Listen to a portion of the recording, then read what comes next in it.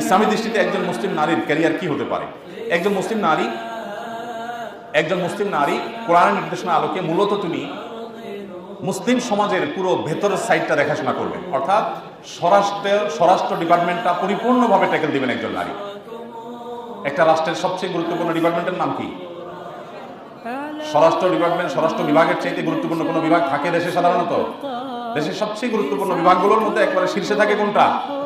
স্বরাষ্ট্র। আল্লাহ সুবহানাহু ওয়া তাআলা বলেছেন ওয়াকারনা ফি বুয়ুতিকুন্না, নারীরা স্বরাষ্ট্র ডিপার্টমেন্টটা দেখবেন, দেখভাল করবেন, এবং তারা মূলত ডাক্তার, ইঞ্জিনিয়ার, গবেষক, আলেম, দায়ী, শাসক, রাজনীতিকের জন্ম দিবেন এবং তাদেরকে গড়ে তুলবেন।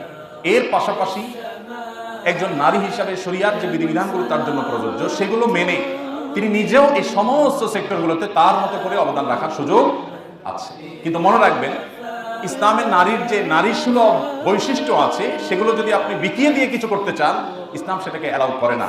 ওই জন্য একজন নারী তিনি তার ক্যারিয়ারকে অবশ্যই জাগতিক সব বিষয়াশয়ের সাথে সংশ্লিষ্ট করে তিনি অগ্রসর হতে পারেন, কিন্তু তার যে নারী সুলভ শরিয়ার নির্দেশনাগুলো আছে সেগুলোকে পরিপূর্ণভাবে মেনে তারপর যদি সম্ভব হয় করবেন, আর না হলে তিনি ভেতরটাকে সামাল দিবেন।